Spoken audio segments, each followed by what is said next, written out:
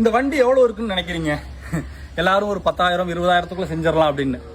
இந்த வண்டி வந்து செய்யறதுக்கு வந்து 1.5 லட்சம் ரூபா. நான் தான் சொன்னேன் இல்லையா, இந்த பழைய முறைக்கு திரும்புறதுக்கு நம்மளுடைய தாத்தா பாட்டி ஐயா பத்தா பாட்டன் முப்பாட்டன்லாம் எளிமையா வாழ்ந்த ஒரு வாழ்க்கை இன்னைக்கு மிகப்பெரிய பணக்காரர்களால் மட்டும்தான் வாழ முடியுன்ற அளவுக்கு கொண்டு போய் நிறுத்தி இருக்கு இந்த உலகம்.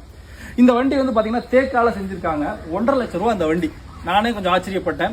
நம்ம அதுதான் நான் சொல்றது, நிறைய பேருக்கு நான் அடிக்கடி பயன்படுத்துவோம் இல்லையா, இந்த ஆடிக்கார்னு ஏப்பா பயன்படுத்துற அப்படின்னா, இந்த ஆடிக்கார் வாங்குற அளவுக்கு யாருக்கு ஸ்டேட்டஸ் இருக்கோ அவங்க தான் இயற்கை வேளாண்மைக்குள்ள இப்போதைக்கு வர முடியுது. இதுதான் வெளிப்படையான உண்மை. நிறைய நான் உண்மையை சொல்லிடுறேன். அவ்வளவு பணம் தேவைப்படுது ஒரு இயற்கை வேளாண்மைக்குள்ள வர்றதுக்கு, இந்த ஒருங்கிணைந்த பண்ணை அமைக்கிறதுக்கு. அப்ப அப்படிப்பட்டவர்களாவது நீங்க உள்ள வரணும். இந்த ஆடிக்கார் வாங்குற அளவுக்கு யார்கிட்ட பணம் இருக்கு அவங்க அது வாங்காம ஒரு ஒருங்கிணைந்த பண்ணை ஆரம்பிச்சீங்கன்னா உங்களுக்கும் நஞ்சில்லாத உணவு கிடைக்கும். உற்பத்தி பண்ணி நீங்க உங்களுடைய குடும்பங்களுக்கு உங்களுடைய உறவினர்கள் கொடுக்கலாம். அங்கே ஒரு 10 பேருக்கு வேலை கொடுக்கலாம், அல்லது ஒரு 5 பேருக்கு வேலை கொடுக்கலாம். இப்படிதான் வந்து நம்ம ஒருங்கிணைந்த பண்ணையும் இயற்கை விவசாயத்தையும் ஊக்குவிக்க முடியும். அதனாலதான் நான் சொல்றது, இந்த ஆடிக்கார் வச்சிருக்கிறவங்கலாம், ஆடிக்கார் வாங்குற அளவுக்கு பணம் வச்சிருக்கிறவங்கலாம் வாங்காதீங்க. அதுக்கு பதிலாக ஒரு 50 லட்சம் போட்டு ஒரு ஒருங்கிணைந்த பண்ணை வைங்க அப்படின்ட்டு. ஆர்வம் இருக்கிறவங்க அந்த பண்ணைகளில் போய் முதல்ல வேலை பார்க்கலாம். இப்ப இது பழைய முறைதான் இல்லையா, பாருங்க. இதை ரெடி பண்றதுக்கு நமக்கு ஒரு 1.5 லட்சம் ரூபா இதா இருக்கு. இது எல்லாமே தேக்கு கேரளாவில் இருந்து ரெடி ஆகி வந்திருக்கு. ஆனா இதை வந்து என்ன பண்ணிருக்காங்க நம்மளுடைய முன்னோர்கள்லாம், சர்வ சாதாரணமா வீட்டிலேயே ஒரு வண்டியை ரெடி பண்ண காலம் போய் இப்ப ஒரு 1.5 லட்சம் ரூபா செலவு பண்ற அளவுக்கு வந்திருக்கு. இதை ஏன் வாங்கி இங்க 1.5 லட்சம் ரூபா வச்சிருக்காங்க, இதை ஏன் வந்து ஓட்டணும் அப்படின்னா உங்களுக்கே தெரியும். இது வந்து அழிஞ்சு போயிடக்கூடாது.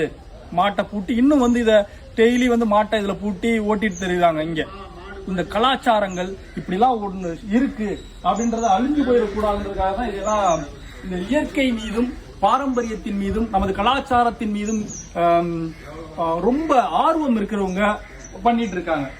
கடைசியா உங்களுக்கு ஒரு கேள்வி, இதுக்கு பேர் என்ன அப்படின்னு தெரிஞ்சதுன்னா கீழே கமெண்ட் பண்ணுங்க. அதுக்காக தான் இந்த மாதிரியான இதெல்லாம் இந்த செட்டப் இருக்கிறதே.